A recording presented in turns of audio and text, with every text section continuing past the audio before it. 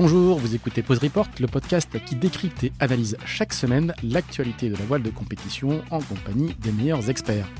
Pause Report est produit par Tip & Shaft, le média des professionnels et des passionnés de voile de compétition. Tip & Shaft, ce sont 2 newsletters hebdomadaires en français et en anglais, des podcasts, des événements, des formations ainsi qu'un festival du film, un studio de production de contenu et une plateforme de vidéos à la demande, Sellers, que vous pouvez retrouver sur tipshaft.com. Pendant toute la durée du Vendée Globe, Pause Report devient Pause Report Live, enregistré en public à la Cité de la Voile Éric Tabarly, à Lorient, entièrement consacré au débrief du Tour du Monde en solitaire. Un événement rendu possible grâce au soutien de nos partenaires. Arken, d'abord, spécialiste mondial de l'accastillage, dont le matériel équipe une grande partie des concurrents du Vendée Globe, que ce soit les winches, les colonnes, les rails et les poulies ou les systèmes hydrauliques. Le défi Azimut, ensuite, le rendez-vous du mois de septembre pour les IMOCA qui mélange run de vitesse et course au large à Lorient, devenu chaque année la dernière répétition avant la grande course de l'automne et un passage obligé pour toute la flotte IMOCA. Merci à eux, je suis Pierre-Yves Lautroux et je vous souhaite la bienvenue dans Pause Report Live.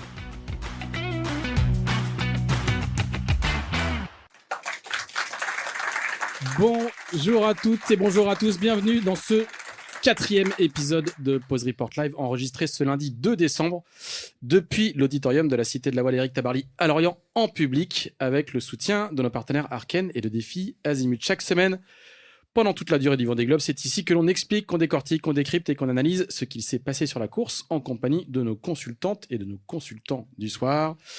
Avec nous ce soir, je vous demande de les applaudir à nouveau. Anne-Claire Lebert, juste à ma droite, qui vient de passer une année dans l'équipe d'Ocean 50 d'Upwind by Merconcept et qui a notamment co-skippé le trimaran avec Elodie Jane Metro sur la Mad Max. Tu me corriges si je me trompe. C'est tout bon. Anne-Claire, voilà, mais qui a fait aussi qui a une longue carrière olympique. Je vous conseille un excellent podcast Into the Wind, plus un podcast navigante. Elle est passée dans les deux, qui a quelques mois maintenant, mais où elle raconte ça en longueur. Donc, carrière olympique, match racing mini. Classe 40 et qui a été aussi directrice technique d'Initiative Cœur, donc elle aura peut-être un regard particulier sur la partie matérielle des bateaux de ce Vendée Globe et en particulier celui de Sam Davies. À l'autre bout de la table, un certain Alain Gauthier. Alors je vais faire court, Alain, vous pouvez l'applaudir assez fort. Je vais faire les deux, je vais faire vainqueur de la solitaire de Figaro et vainqueur du Vendée Globe. Et pour le reste, vous allez voir sa fiche Wikipédia parce que le palmarès est très très long. Vous pouvez aussi aller consulter, écouter un excellent podcast en 2 parties, tellement ça avait été long. Un épisode d'Into the Wind. Ce soir, tout le monde a fait Into the Wind quand même, c'est la classe. Hein. Voilà, Alain qui ce soir est aussi et surtout le team manager d'Isabelle Joschke sur MACSF. Isabelle qui est ce soir au classement de 15h. Vous savez qu'on a le classement de 19h qui tombe au milieu de l'émission, qui est 19e à 2138 000 du leader au classement de 15h. Juste à côté d'Alain, vous pouvez l'applaudir aussi, Anthony Marchand. 4e de l'Arkea Ultime Challenge sur Actual Ultime 3 et qui a participé l'an dernier avant son tour du monde en solo. C'était une grosse année quand même. À 3 des étapes de The Ocean Race, et notamment les étapes du Sud sur Biotherme. 4 étapes. 4 étapes, pardon. 4. Excuse-moi, 4 étapes. 3 premières et une petite à la fin. Ouais. Voilà, c'est ça. En compagnie de Paul Mella, notamment, le skipper qui est aussi sur le Vendée Globe, Sam Davies et aussi Damien Seguin qui sont tous engagés sur le Vendée Globe. Donc, tu as tes camarades de promo de l'été dernier qui sont en mer. Voilà, et on aura donc vers 18h45, vous entendrez le téléphone sonner comme d'habitude. Nous aurons, si tout va bien, Justine Métro sur Teamwork Team Snuff qui elle est 12e à 1135 000 du leader Charlie Dalin. Donc dans quelques minutes, vous entendrez le téléphone sonner et normalement, on devrait avoir, si tout va bien, une meilleure liaison que la dernière fois. Vous entendez ce que c'est que d'essayer de faire un WhatsApp à 27 nœuds sur un IMOCA lancé pleine balle, c'est pas toujours évident. Alors, on a l'impression cette fois, messieurs dames, vous allez me dire si je me trompe ou pas. En général, Alain Gauthier me dit toujours que oui, non, pas vraiment. À chaque fois, j'ai le droit à une remarque d'analyse. Mais c'est quoi ça ? Non, c'est la tradition. Alain, on va commencer avec toi. J'ai l'impression qu'à force de dire que ce Vendée Globe, il y a encore rien de joué, la course est longue, etc., on a fait 25% de la course. Et devant, on a 3 marins qui sont partis devant. Le 4e qui était Thomas Ruyant, il a 235 000 dans la vue ce soir. Les 3 premiers partent avec un petit système météo un petit peu différent. Donc on a l'impression que chaque semaine, tous les 3 jours, il y a une petite séquence où ça part par devant. Et là maintenant, les écarts, ils commencent à être assez considérables. Toute la flotte s'étire et ça part par devant. C'est souvent le cas en régate. Mais là, Là, ça commence à bien charger, quoi. Hein. Là, c'est vrai que le groupe des 3 premiers, là, ils ont eu une météo hallucinante depuis le Brésil, depuis la latitude de Bahia quasiment. Ils ont été en ligne droite jusqu'à Bonne-Espérance. Et puis même là, même le début de l'Indien, ils arrivent à rester collés à un flux qui est vraiment très très bon pour eux en termes d'angle, etc. Donc c'est vrai que ça commence à faire là.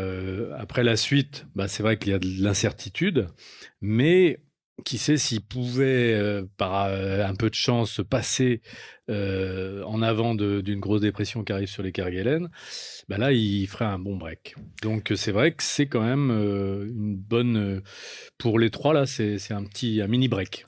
Là, je redonne les écarts. Donc, les 3 premiers, hein, Charlie, Sébastien Simon est à 32 000 de Charlie Dalin.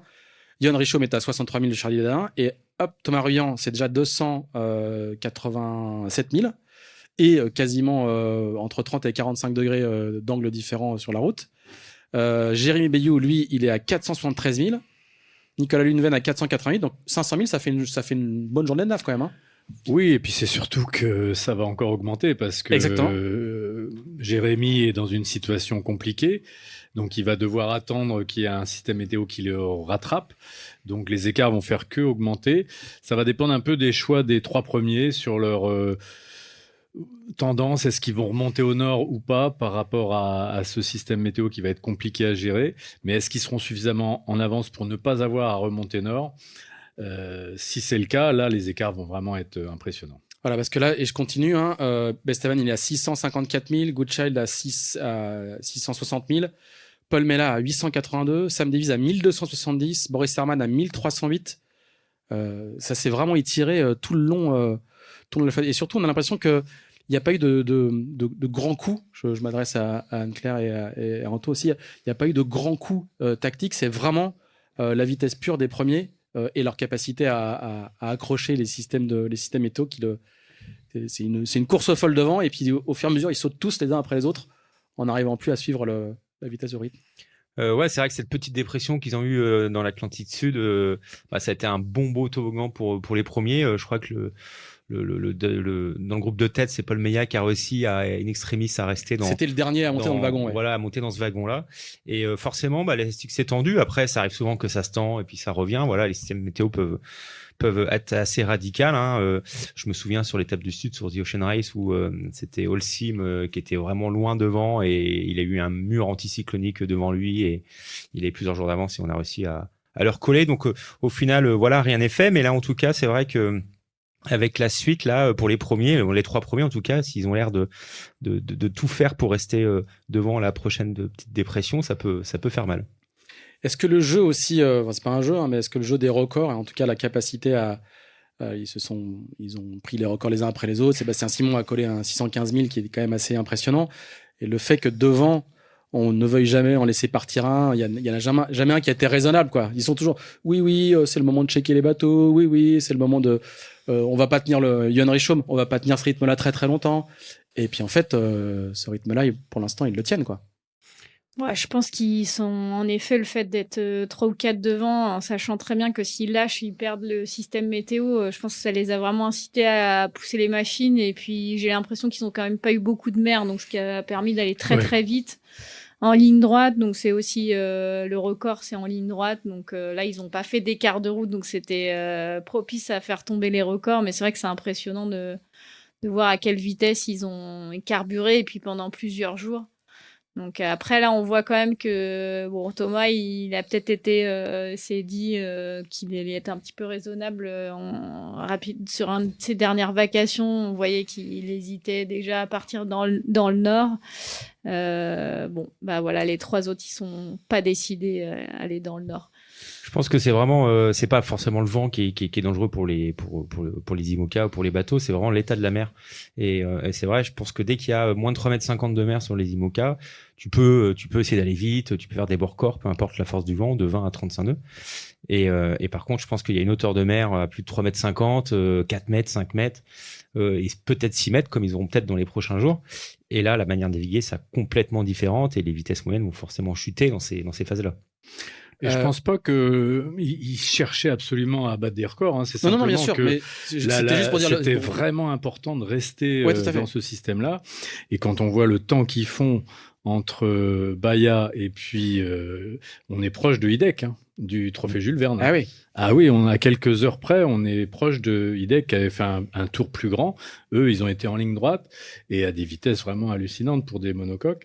On est sur des vitesses qu'on avait en Norma il y a 20 ans. Hein. Moi, je crois que sur l'Orma, on était à 650 000. Hein, donc, c'est vraiment impressionnant. Et en solitaire. Et en solitaire, tout à fait.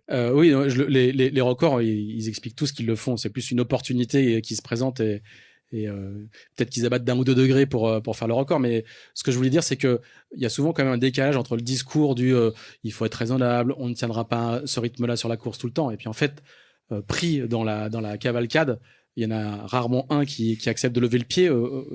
Alors après, il y a aussi un autre enjeu, hein, c'est qu'il est quand même pas improbable. C'est Sébastien Simon qui disait ça la semaine dernière, qui soupçonnait, quand il avait fait les 615 000, là, il soupçonnait quelques-uns de ses concurrents directs d'avoir eu peut-être des problèmes techniques, mais qu'il ne voulait pas révéler parce qu'il se disait, mais il n'y a pas que moi qui aurait dû faire les 615 000.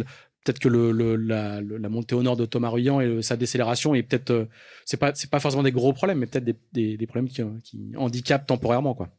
Ouais, ou des problèmes passés qu'ils ont eu et qu'ils ont résolus, mais qui leur a mis le doute et donné un peu de stress et en se disant, bah non, faut peut-être pas qu'on fasse trop les malins et le Vendée Globe c'est long et voilà, il y a l'Indien, mais il y a aussi le Pacifique derrière dans la foulée, parce qu'on parle que de l'océan Indien, mais c'est vrai que c'est 2 gros océans à passer, quoi. Donc forcément, là, ils vont, après Bonne Espérance, hein, la manière de naviguer est complètement différente. Là, ils ont eu des conditions assez calmes et je pense que cette première dépression va justement remettre des idées un peu plus safe en tête pour tout le monde.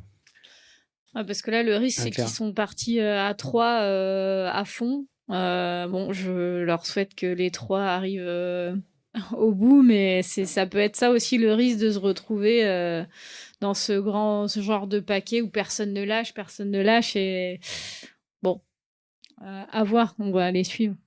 Mais c'est difficile mentalement d'accepter. Ah, c'est Justine qui appelle. Allô Justine, est-ce que tu nous entends? On entend les bruits. Ouais, je t'entends. Est-ce que tu nous entends? Ouais, je vous entends, c'est bon. Raconte-nous un petit peu dans quelles conditions tu es et comment ça se passe. On a la carto sous les yeux, donc on voit à peu près où tu es. Évidemment, on a des champs de vent qui vont moins nous parler que ce que tu vas nous raconter. Dans quelles conditions tu es? Ça marche. Ben oui, depuis hier, on est un peu dans le courant des aiguilles, donc dans des conditions de mer qui sont pas faciles.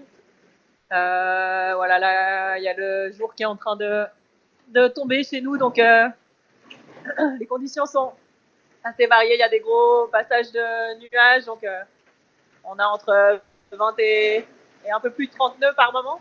Donc, voilà, c'est pas facile de faire marcher avec une mer qui est vraiment dure aussi. Donc voilà, faut essayer de trouver les bons compromis pour passer là-dedans sans tout casser. C'est un peu ça la démarche du moment. Ok, et t'as encore, j'imagine, un ou 2 empanages à venir. Je vois que t'es en bonne compagnie. Vous êtes un petit groupe de 4 là, non? Ouais, exactement. Avec j'ai Boris que je vois à l'AIS. Boris, c'est celui dont j'ai été le plus proche un peu tout le temps. Et on est bien revenu sur ça, mais il y a Clarisse qui doit être un petit peu plus loin derrière, mais pas très loin non plus. Donc ouais, ça fait plusieurs jours qu'on est les uns à côté des autres, donc c'est plutôt pas mal. Ça permet de comparer un peu les trajectoires, les performances, et de savoir si on n'est pas trop à côté de la plaque. Donc c'est bien. Vous parlez un peu à la VHF? Ouais, Boris, j'ai réussi à l'avoir quelques fois. Ouais.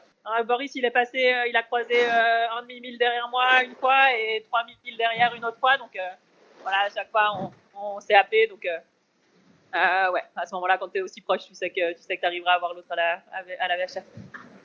Ok, écoute, autour de la table ce soir, on a Alain Gauthier, Anthony Marchand et Anne-Claire Lebert, et ils ont des questions à te poser. On commence par Anthony. Ouais, coucou Juju. Alors on a pu voir sur tes réseaux sociaux que tu avais trouvé une créature un peu étrange dans ton cockpit. Et tu as réussi à voir ce que c'était, à avoir la réponse? Ouais, je crois que Lucille, mon attachée de presse, j'ai vu qu'elle m'avait envoyé la réponse, mais j'ai pas pris le temps de l'ouvrir là. J'ai essayé de faire une sieste juste avant de vous avoir parce que ça n'a pas été facile de se reposer depuis depuis 24 heures, et là, ça s'était un petit peu stabilisé. Donc, non, j'ai pas. Mais en tout cas, la réponse est là, apparemment. C'est pas encore que la consulter. On va attendre la réponse sur tes réseaux alors. Mais ouais, j'avais jamais vu ça, en tout cas.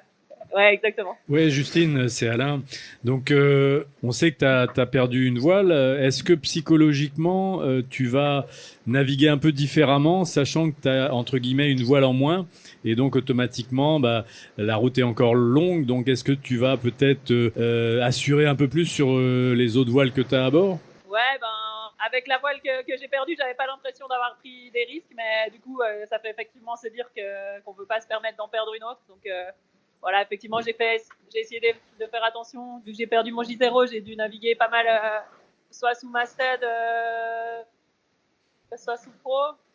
Et du coup, le masthead, c'est sûr que je l'ai jamais tiré trop loin. J'ai fait attention, d'être sûr de pouvoir le garder dans de bonnes conditions. Salut Justine, c'est Anne-Claire. Alors moi j'ai une petite question à savoir, est-ce que à bord tu as eu un calendrier de l'Avent? Et oui, salut Anne-Claire. Ça a commencé hier du coup, donc ouais, j'ai un petit calendrier de l'Avent. Donc chaque jour, dans mon sac de nourriture, j'ai une petite surprise. C'est ma grande sœur Hello qui m'a préparé tout ça, donc c'est chouette.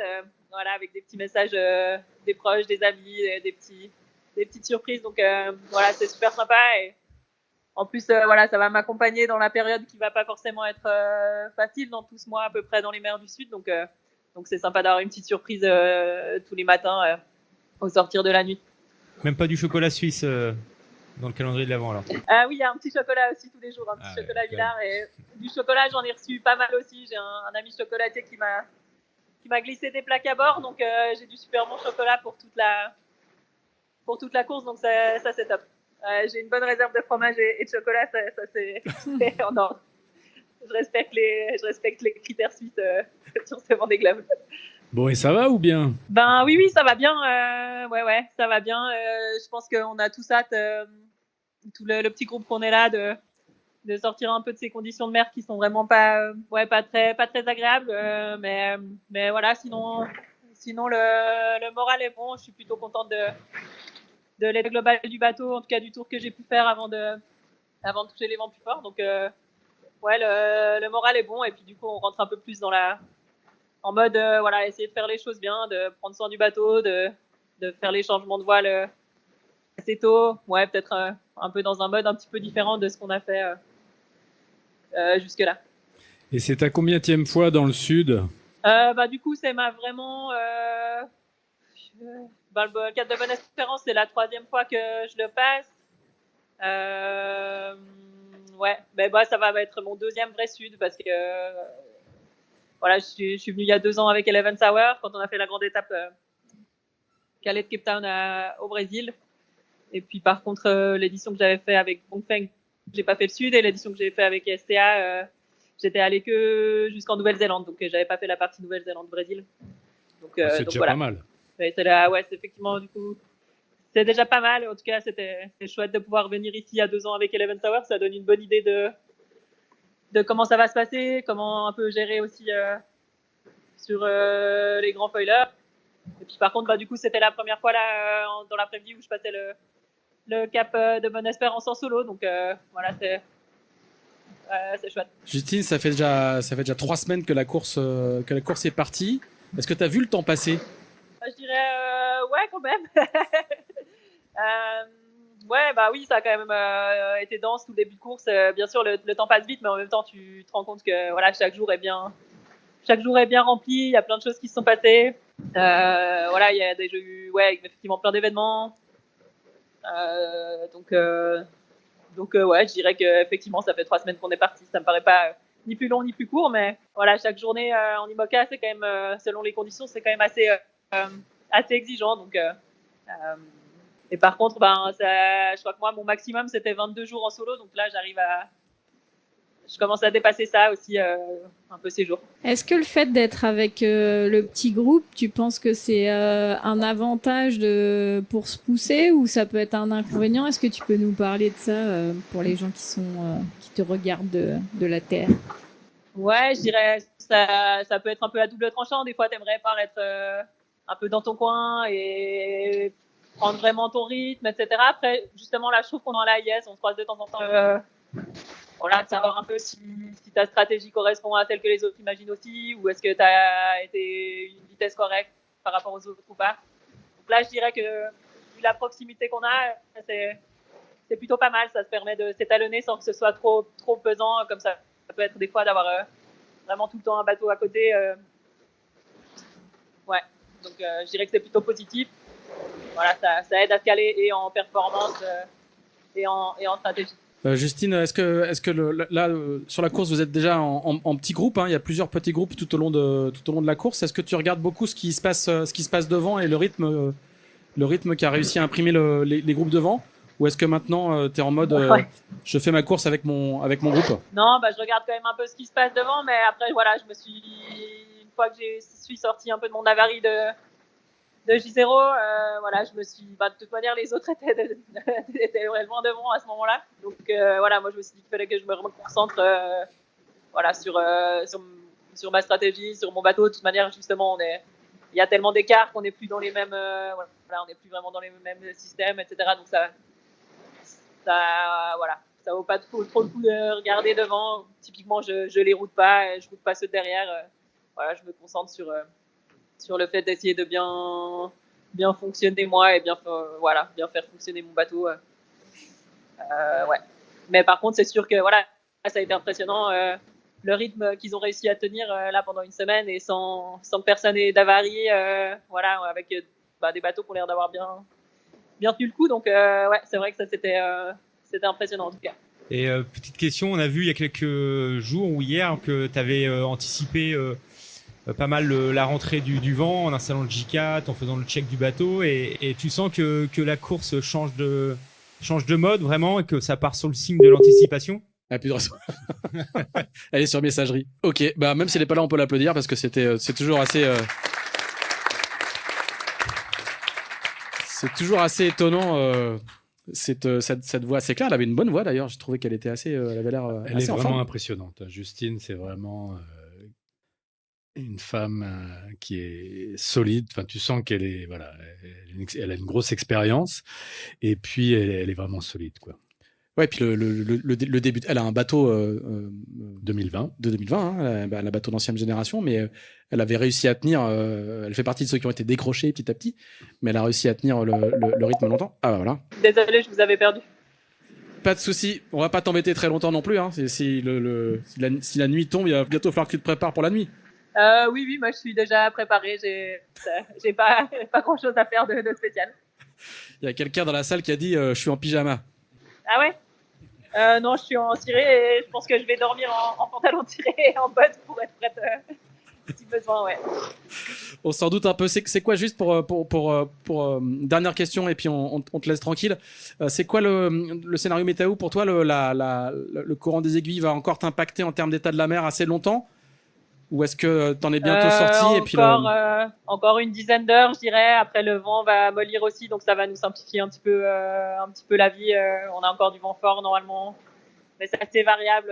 On a entre 20 et 30 nœuds, mais je pense qu'on a encore 4 heures, quelque chose comme ça. Après, ça devrait devenir un petit peu plus vivable et on devrait retrouver des conditions de navigation un peu plus normales. Ok, donc tu as un changement de voile quand même en milieu de nuit, du coup? Potentiellement, je sais pas. Peut-être que j'espère pouvoir juste renvoyer des riz et garder la voile que j'ai actuellement pour la nuit. Ce serait l'idéal. Très bien. Je me fais gronder parce que j'ai posé des questions qui peuvent t'assister. Donc du coup, T'as un commentaire, Anthony? Ah non, c'était plus. Je pense qu'elle n'a pas envie de le dire aussi. Pour ah oui, d'accord, très bien. Non mais ça sera diffusé que demain le podcast. T'inquiète pas. Super, Justine, merci beaucoup, on va t'applaudir et te remercier chaleureusement. Bravo, Juju. Merci à vous, bonne soirée à tous. Salut. Merci. Salut. Voilà, oui, non, je pensais pas effectivement que on n'est pas en direct à l'extérieur, c'est pour ça qu'on est assez tranquille. On a parlé juste un petit peu avant, on a parlé ça va être le gros événement de la semaine, c'est cette fameuse dépression qui va traverser une partie de la flotte. Ça va se traduire comment en termes stratégiques? Alain, tu avais attaqué très très vite tout à l'heure sur la première question. Comment elle va aborder les petites flottes qui sont dans la flotte, et est-ce que ça va être l'occasion pour les leaders de creuser encore, ou est-ce que ça va je pense qu'il faut vraiment que tu dézoomes sur la carte pour qu'on ait une idée plus précise.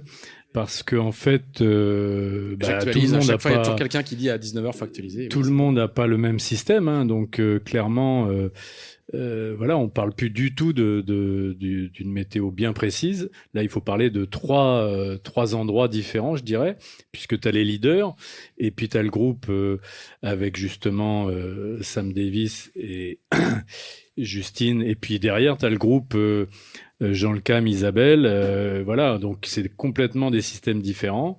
Donc voilà, chacun va avoir ses systèmes à gérer. Pour le groupe des leaders, il faudrait regarder sur 3 jours, dans 70 heures à peu près ce qui va se passer. Et donc là, on voit que ce qui est violet devant là-bas, voilà, ça va les impacter. Est-ce que les premiers seront passés et du coup, ça impactera fortement Charal, le groupe Charal, hein, c'est pour ça qu'ils vont plus au nord. Clairement, ils pouvaient pas garder une route sud, hein. Donc, est-ce que les premiers, d'ici les 72 heures, vont être toujours en avant de ce système-là? C'est la grande question. Et puis, pour le groupe suivant, voilà, il va falloir gérer un autre système. Le groupe d'Isabelle, voilà, il commence à subir une dépression qui arrive sur eux, hein, Jean Le Cam, etc. Ce groupe des bateaux à dérive, notamment. Donc, on voit cette dépression qui arrive là, et donc le vent va commencer à se renforcer. Ils vont rester en avant de ce système-là. Il y en a qui vont buter sur des zones avec moins de vent. Bref, là maintenant, on a tellement d'écart que il y a pas une météo pour la même météo pour tout le monde. Ouais, alors je parlais de la dépression, je parlais de celle de la tête de la flotte, hein, qui a l'air d'être effectivement costaud. Donc là, il y a 2 stratégies. La stratégie des premiers qui n'ont pas d'autre choix quasiment pas d'autre choix que d'aller un petit peu tout droit et si, ils ont du choix, hein. T'as toujours le choix, hein. T'as toujours le choix parce que clairement, c'est savoir. On voit la partie de vent de nord-est qui a dans leur sud-est là, et naturellement que t'as pas envie d'être dans du nord-est 40 nœuds dans ces zones-là. Donc ça, il faut l'éviter. Est-ce que tu seras assez en avant quand tu t'appelles Charlie Dalin ou Sébastien Simon et Johan Richomme? Est-ce que tu seras assez en avant pour glisser jusqu'à la zone des glaces? C'est ça la question. Si tu l'es pas, il faudra que tu prennes ta décision aujourd'hui, cette nuit, par rapport aux fichiers aux derniers fichiers qu'ils vont recevoir, parce que là aussi les fichiers, ça reste la nature, hein, c'est pas une science exacte, surtout dans ces zones-là où ça peut être pire, ça peut être mieux, donc il va falloir prendre des décisions bientôt là. En tout cas, la dépression, moi je l'ai plus regardé la dépression des premiers, et c'est vrai que elle a l'air vraiment de se creuser au fur et à mesure des jours, et surtout elle se déplace très vite. J'ai vite fait regarder, elle faisait à un moment 1100 000 en 24 heures. Donc c'est plutôt une dépression qui va très très vite. Ça va être pour moi très compliqué de forcément rester devant et de l'accompagner tout le long. Mais le but, ça va être de rester quand même devant le plus longtemps possible.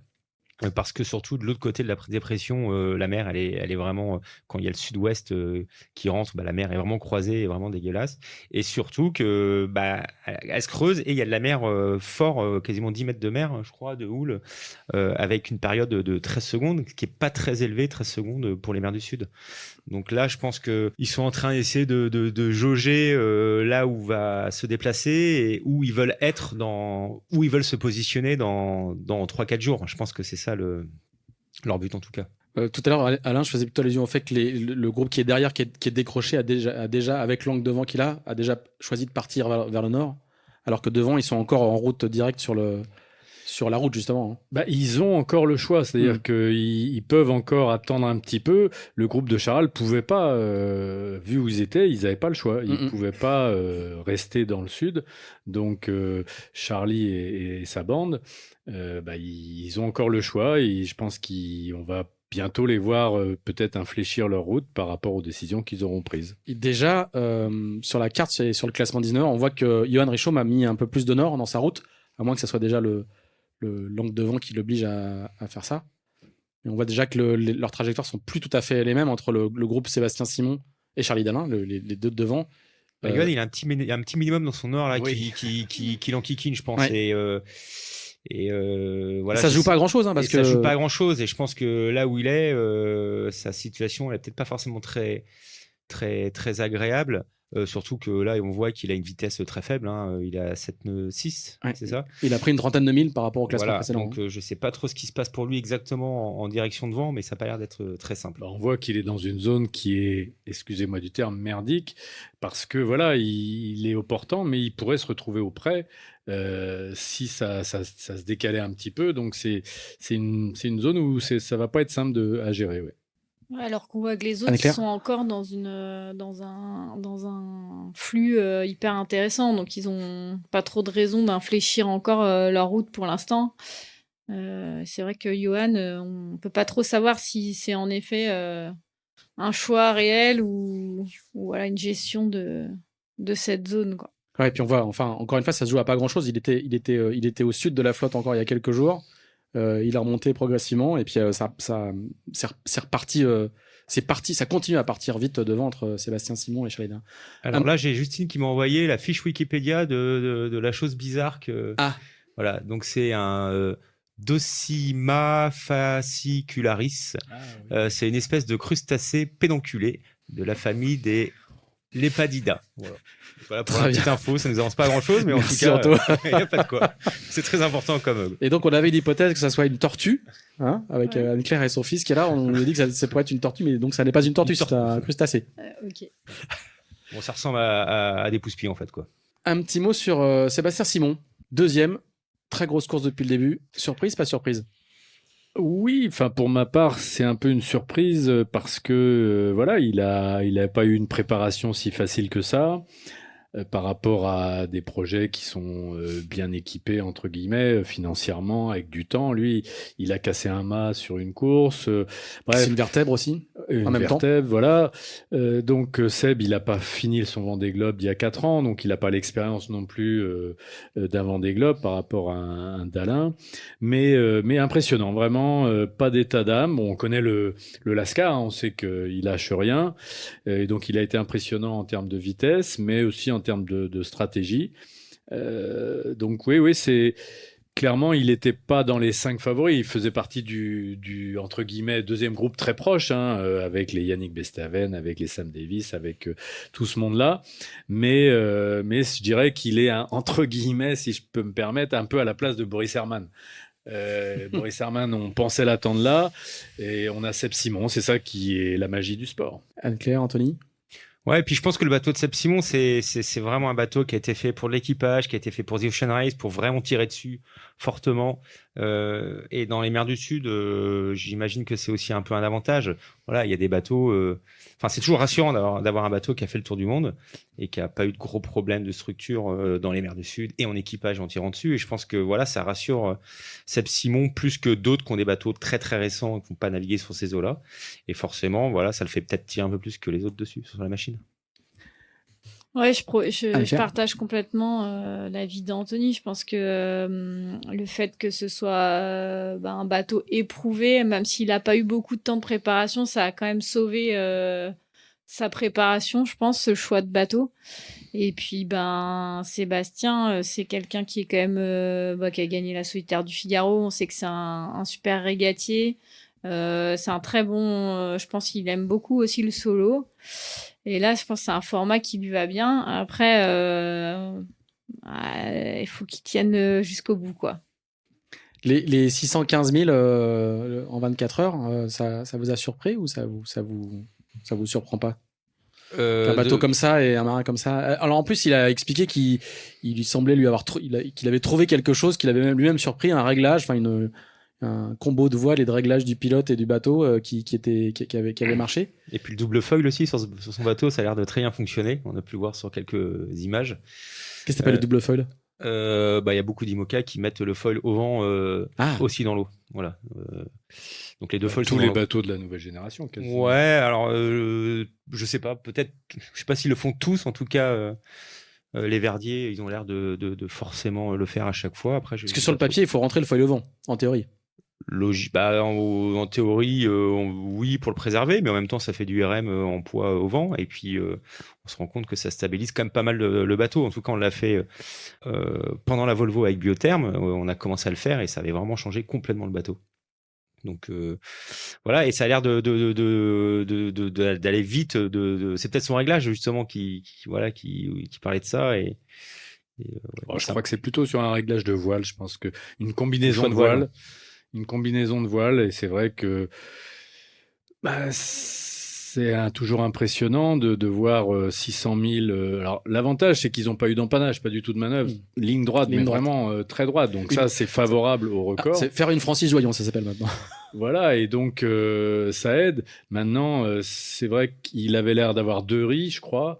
Et par rapport à la force du vent, tu disais, tiens, est-ce que tu n'aurais pas mis un riz et puis une voile plus grande devant, ou plus petite devant, pardon. Enfin bref, donc ça, on ne sait pas. On en saura plus dans 2 mois. Anne-Claire, toi qui as participé à la construction du nouveau bateau de Sam Davies, est-ce que tu es surpris de voir les perfs de ces bateaux-là, ou est-ce que ça te semble tomber sous le sens, ou est-ce que tu es surpris par la résistance des bateaux, parce qu'il n'y a pas de grosse... Alors, aujourd'hui... quelques minutes avant qu'on entre en studio, Manuel Cousin a annoncé qu'il était en collision avec soit un mammifère marin, soit un conteneur. Enfin, il sait pas ce que c'est. Éric Bellion aussi, je crois. Et Éric Bellion aussi. Alors, Éric Bellion a juste levé ses 2 safrans. Mais Manuel Cousin, semble-t-il... Alors, du coup, si vous écoutez ce podcast le mardi, vous aurez plus d'infos que nous. Mais en tout cas, la collision avait l'air d'avoir été... Mais est-ce que il n'y a pas eu beaucoup d'avaries, il n'y a pas eu d'avaries importantes sur ce premier quart de Vendée Globe, mené à un train d'enfer dès que les zones de molle ont été passées. Est-ce que ça te surprend pas? Non, je pense que déjà les bateaux ils sont quand même de mieux en mieux préparés, conçus, et ils ont été bien éprouvés cette saison avec leur aller-retour en transat. Les bateaux ont été aussi beaucoup renforcés de ce que j'ai entendu.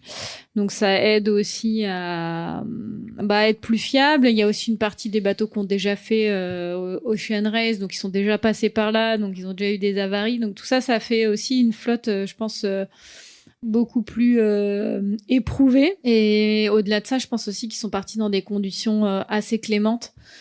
Ça aide aussi à, je pense, rectifier les petits problèmes de jeunesse ou de début de course qui peuvent, s'ils sont pas pris à temps, partir sur des gros problèmes. Je pense au ragage, aux petites choses comme ça. Que du coup, quand il y a un peu moins de vent, on a le temps de réparer et de se préparer au sud, quoi. Donc, c'est sûr que sortir dégolfé dans moins de vent, etc., ça, c'est quand même plus propice à aller plus loin avec les bateaux.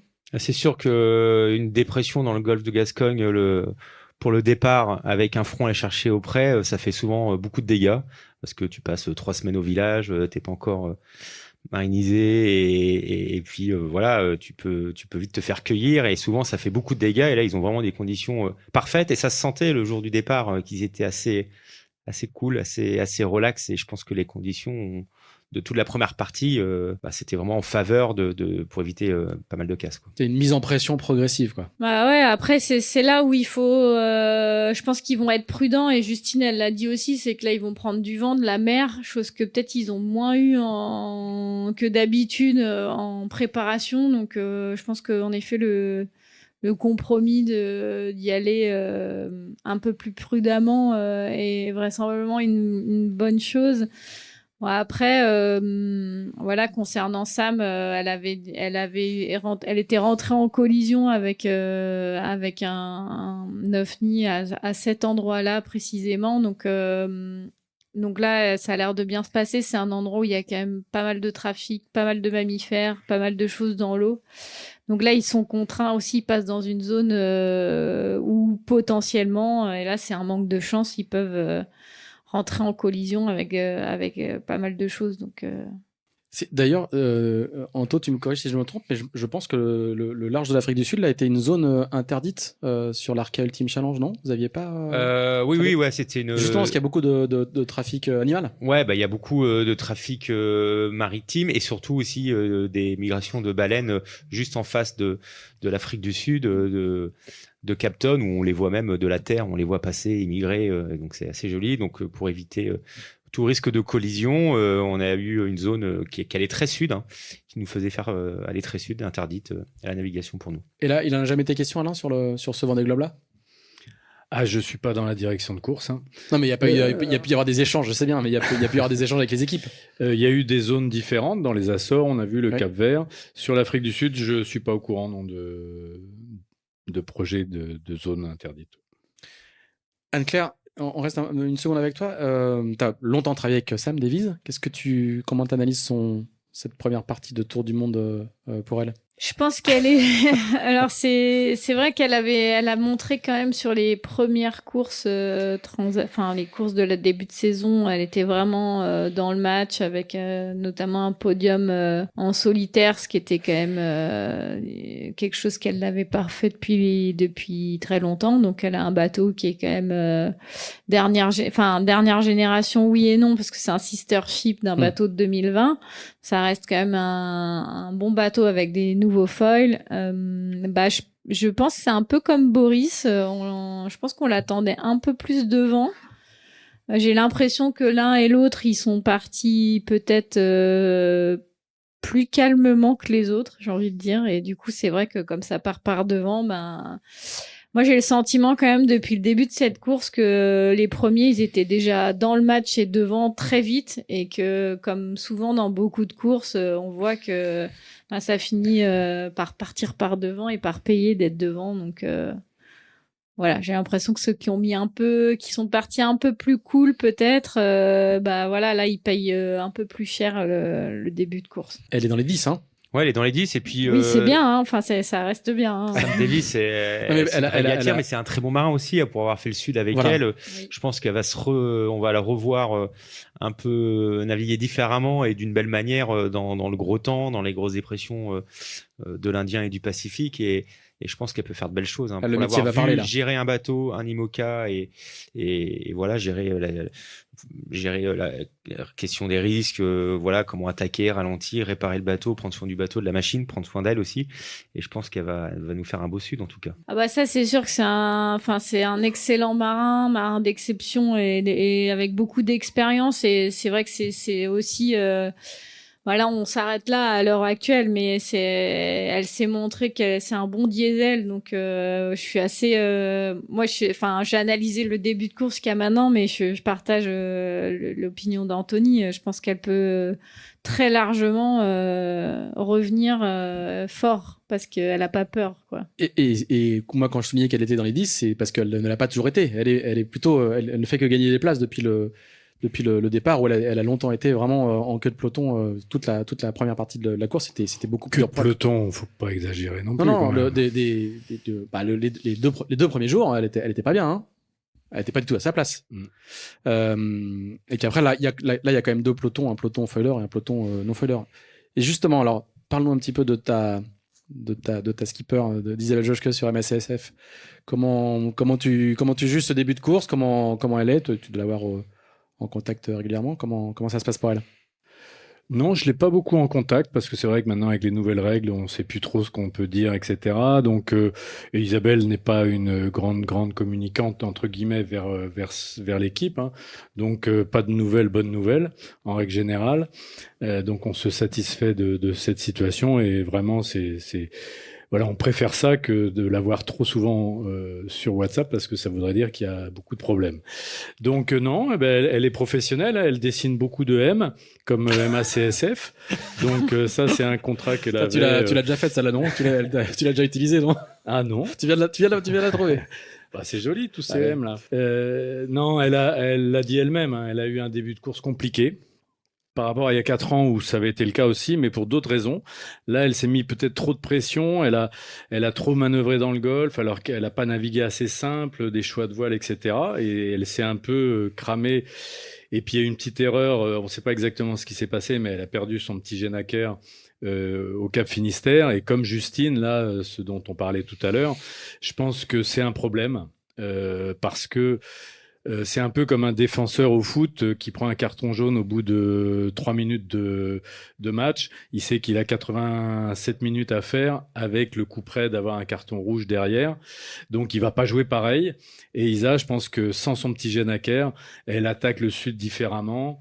Elle a pas navigué tout l'Atlantique Sud. Je pense qu'elle a été un peu sur les freins par rapport à son code zéro, par rapport à d'autres voiles, etc. Parce qu'elle sait qu'elle a plus trop le droit à l'erreur sur des pertes de voile. Donc ça l'a un peu, je pense, fait naviguer différemment. Et je pense qu'elle a loupé un petit peu le coche à un moment donné, bon, sur des aspects stratégiques, mais avant le poteau noir, elle était devant Romain Attanasio. Hein. Elle en panne juste en même temps que lui quand ils sont tous allés à l'ouest, là. Et puis elle est devant Romain, mais vu les angles, on peut imaginer que Romain était sous Grand Génac, elle était sous code 0. Et là, ça a été un gros delta qui s'est fait. Et après, Romain est parti, elle a pas pu s'accrocher à lui. Et l'écart aujourd'hui est quand même énorme. Donc voilà, donc elle navigue, elle a un objectif, c'est de finir. De toute façon, elle sait qu'elle peut pas rivaliser avec les grands foilers, enfin les bateaux équipés de grands foils, parce que MACSF a des foils, mais de génération 2019 qu'on avait voulu plutôt modérer par rapport à notre vieux bateau qui a 17 ans. Donc du coup, voilà, elle va faire sa course dans le sud. On voit qu'elle a tiré, je pense, un bord très sud pour justement avoir une voile qui est ce qu'on appelle la mule. Elle va la mettre en place et puis elle va la garder pendant quelques jours plutôt que d'hésiter en étant plus nord, elle hésiterait entre Grand Génac, etc. Donc j'imagine, mais en tout cas, elle fait une course solide et aujourd'hui, le potentiel de son bateau ne lui permet pas d'être beaucoup mieux placée que ce qu'elle est aujourd'hui. La semaine dernière, Yann Eliès nous disait que les relations entre la Terre, les équipes à terre et les marins en mer avaient quand même pas mal changé sur ce Vendée Globe, notamment lié à l'affaire, la deuxième affaire que la Escremer. Et que du coup les règles s'étaient durcies, même les équipes, comme un petit peu tu viens de le dire et qu'on a discuté tout à l'heure, faisaient très attention à ce qu'elles envoyaient comme message à terre. Tu confirmes ce changement d'ambiance? Oui, complètement. C'est logique. Hein. C'est bien d'un côté. Maintenant, je pense que le jury a pas toujours été très très malin sur. On a eu un Q&A, donc questions-réponses. Donc avant le départ, où tous les teams avaient posé des questions, et dans les réponses, il y avait des réponses assez bizarres du jury. Je trouve que ça n'a pas toujours été très. Ça a crispé tout le monde, quoi. Voilà, et du coup, on se retrouve dans une situation où c'est vrai qu'on communique moins. Avec les skippers, parce qu'on ne sait plus trop ce qu'on a le droit de dire, ce qu'on n'a pas le droit, etc. Donc voilà, bon, c'est un fait. Moi, ça me dérange pas et je trouve ça pas plus mal quelque part, c'est vrai, parce que c'est un tour du monde en solitaire et puis qui se débrouille, quoi. Alors, est-ce qu'il y a vous rigolez dans la salle, c'est facile de dire ça, nous on est tranquille. Hein. Est-ce qu'il y a des questions? Allez-y, monsieur. Oui, bonsoir. Je voulais savoir sur un record tel qu'il s'est passé cette semaine. Est-ce qu'ils ont beaucoup de changements de voile sur ces 24 heures ou est-ce que c'est un peu tout droit comme vous l'avez dit et pas de changement, juste quelques réglages? Quand on regarde les positions, quand on suit les traces, on n'a pas l'impression de voir beaucoup de petits passages à la bâtée. Alors on a des positions que tous les 4 heures, mais la Lagertho fait quand même note un peu les écarts de route et donc pour battre un record de 24 heures, pour moi, il faut quasiment pas avoir de changement de voile d'avant. Prendre des riz éventuellement. Ça coûte pas grand chose en performance de prendre un riz ou de renvoyer un riz. Par contre, changer une voile d'avant, tout de suite, on va perdre quelques milles. Donc, j'ai pas l'impression qu'il y ait eu beaucoup de changements sur des phases comme ça. Ouais, non, c'est sûr. C'est sûr que les 24 heures de Sébastien Simon, là, à ce moment-là, il a pas dû, même une seule fois, peut-être abattre ou faire un barroway pour essayer de bricoler ou quoi que ce soit. C'est des moments où c'était vraiment tout droit, vraiment lancé. Mais surtout, l'avantage qu'ils ont eu, c'est qu'il y avait aucune courbure dans leur trace, quoi. Enfin, et voilà, c'était vraiment tout droit et c'était vraiment l'idéal pour un record des 24 heures. Et puis et l'état de la mer, hein, comme vous l'avez dit. dit. L'état de la mer, aussi, vraiment, ouais. c'est essentiel. Pour aller vite, l'Atlantique Sud, à ces latitudes-là, il était quand même beaucoup plus calme que ce qu'ils vont rencontrer maintenant. Et puis, il faut savoir qu'à ces vitesses-là, la moindre petite abattée pendant 10, 11 minutes, 12 minutes, quand vous êtes à 27, 28 nœuds et que vous abattez, vous n'êtes plus qu'à 12 nœuds, les 12 minutes où vous perdez 12 nœuds, ça fait cher à la fin. Donc, à ces vitesses-là, les petits écarts de route sont très pénalisants. Donc, on peut imaginer que ça a été ligne droite. Et on en parle peu, mais la performance des pilotes pour tenir un bateau à 615 000, donc 615 000, je crois que c'est 25 ou 26 000 de moyenne sur 24 heures. Il faut quand même des machines. Bah ouais, c'est presque Au-delà de la carène et tout, l'intelligence il faut- artificielle aujourd'hui, nos pilotes automatiques, mais en même temps heureusement parce que les bateaux ils vont aussi beaucoup plus vite et tu peux vite faire des belles embardées. Et heureusement que les pilotes ont évolué avec la vitesse des bateaux. C'est sûr que un pilote d'il y a 20 ans, si tu le mets sur un IMOCA aujourd'hui, tout dernier cri foiler, je pense que ça peut faire tout drôle. Bah déjà, ils iraient pas aussi vite avec des vieux pilotes, je pense. Ouais, non, mais c'est vrai que heureusement que ça a évolué, mais tu as toujours le risque aussi voilà, d'un petit problème technique, d'un petit problème électrique et voilà, le bateau qui part en embardée, quoi. Une autre question? Oui, c'est plus une constatation. Vous disiez que la tête de course bourrinait dur et le hasard a fait que j'ai regardé aujourd'hui la vidéo d'il y a 8 ans d'une frégate qui filmait Lecléache et Non, il y a Alex Thompson. Alex Thompson, et c'était impressionnant. Alex Thompson, il était chargé comme une mule, vraiment comme une mule, et on se dit, mais et il a fait le tour. Bah, c'était Alex Thompson, hein, de toute façon. Qui a longtemps eu le record des 24 heures. Exactement. Et puis, c'est vrai que on dit qu'ils ont été très vite, qu'ils ont été très droits, mais ils ont repris que 24 heures au record de Alex Thompson. Hein. Entre l'Équateur et Bonne-Espérance, ils ont repris que 24 heures. Alors qu'ils ont fait moins de route et qu'ils ont été plus vite. Donc ça veut dire qu'en 2016, ils ont été vraiment vite aussi. Hein. Ils ont toujours pas rattrapé Armel Lecléache. Ah non. Si vous Non, faites il y avait 2 jours de retard à l'Équateur. Et donc ils en ont récupéré un. Donc il y a en gros un jour de retard aujourd'hui sur Armel. Donc ils avaient été vite et vous avez raison. Hein, cette vidéo, elle était incroyable. La prod vidéo avait réussi à négocier avec la Marine nationale qui était sur zone et ils ont réussi à faire des images incroyables de ces 2 bateaux-là. Ouais. Voilà, Armel Lecléache, il est environ 180 000 devant encore au classement de 19 heures, quoi. Ouais, donc ça a bien diminué depuis le Bonne-Espérance, mais c'est vrai que c'est encore impressionnant, quoi. En 2016, ça fait 8 ans. Quoi. Et voilà, c'était d'autres bateaux, des petits foils.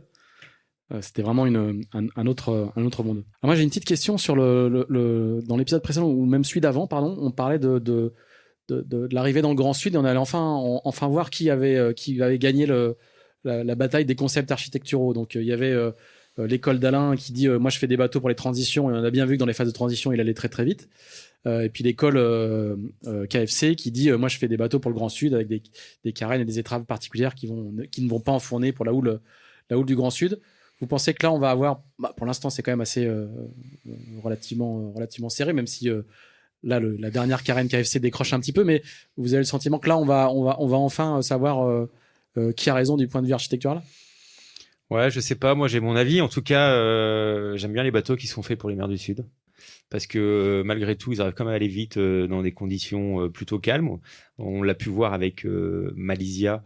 Donc c'est un plan VPLP qui était plutôt vraiment fait pour les mers du Sud. Et au final, même dans les petits airs, en équipage, il allait hyper bien. Et voilà, il n'avait pas trop de trous, on trouvait. Et je pense que pour avoir naviguer sur un bateau qui plante quand même un petit peu avec le bioterme, les verdiers, on sait que ça plante un petit peu. C'est un euphémisme, non? Voilà, et c'est sûr que voilà, tu as envie d'avoir quelque chose d'un peu plus spatulé, quelque chose qui rentre dans l'eau mais qui ressort plus facilement. La vie à bord, ça change tout quand même. Hein. Donc voilà, moi je préférais un bateau vraiment fait 100% pour le Sud. Anne-Claire, toi qui as passé un tout petit peu de temps chez le FC de KFC, c'est-à-dire Finoconc. Ah oui, c'est vrai, c'était il y a longtemps. Excuse-moi. Mais bon, on travaillait pas sur ces sujets-là à l'époque. On travaillait sur des mini et des bateaux one-off. Mais moi, mon avis, c'est aussi que l'important, c'est que le marin, il soit capable de tenir le rythme longtemps. Et ça, c'est sûr que pour avoir navigué aussi sur des verdiers et des manuards, il y a des grosses différences entre les bateaux. On n'imagine pas que c'est aussi énorme entre...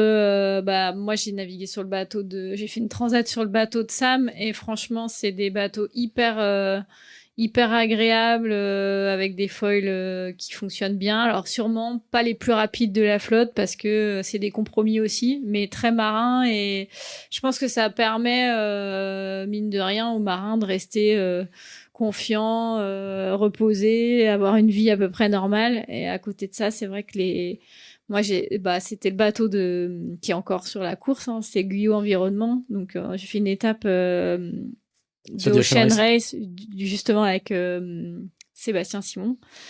Et là, c'était pas simple la vie à bord, quoi. Pareil, ça s'arrête vraiment très fort, c'est dangereux du coup. Enfin, ouais, il y a vraiment des grosses différences. Donc, moi, si je devais partir sur un Vendée Globe, je partirais aussi avec un bateau pour aller dans le Grand Sud. Je pense aussi qu'il faut pas tirer des conclusions trop hâtives. Hein. Le groupe des 3 premiers, il a rien vu aujourd'hui de la mer du Sud. Hein. Ouais. Les conditions qu'ils ont eues, c'est pour ça que je pose la question. Ouais. Donc aujourd'hui, on peut pas tirer de conclusions sur ça, puisque on va voir ce que ça va donner dans quelques jours. Mais pour l'instant, ils n'ont pas eu les conditions de mer du Sud, parce qu'ils viennent d'y rentrer, et ils sont rentrés avec des très belles conditions de mer. Donc, attendons de voir. Parce qu'aujourd'hui, la mer, elle est toujours très bonne pour eux. Hein. Des fois, ils se plaignent, mais surtout parce que la mer est croisée, plus que la mer est grosse. Je suis pas sûr qu'ils aient eu plus de 3,50 m de mer pour le moment. Et dans le Sud, on peut vite avoir quand même des 5-6 mètres assez facilement. Et justement, c'est ce qu'on va voir à partir de mercredi, je pense, pour les 3 premiers. On verra bien la vitesse moyenne des bateaux, mais c'est compliqué de tirer les conclusions, en tout cas architecturales là-dessus, quoi. Évidemment, ma question était justement, est-ce qu'on va enfin savoir ce qui va se passer est-ce qu'on va enfin avoir un verdict entre les différentes carènes à l'arrivée justement de cette zone un petit peu particulière et du petit train de dépression qu'on est en train de voir. Eh ben écoutez, un grand merci à vous 3, on peut les applaudir.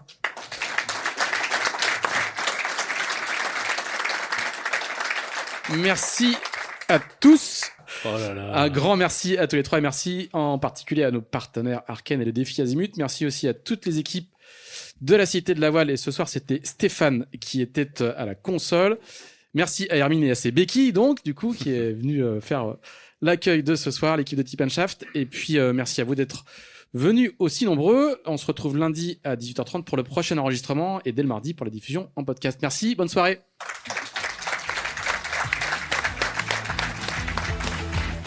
Merci d'avoir suivi cet épisode de Pause Report Live. N'hésitez pas à nous dire ce que vous en avez pensé et n'hésitez pas à le partager. Si vous souhaitez assister à l'enregistrement de lundi prochain, l'accès est gratuit, mais pensez à réserver votre place sur deepandshaft.com.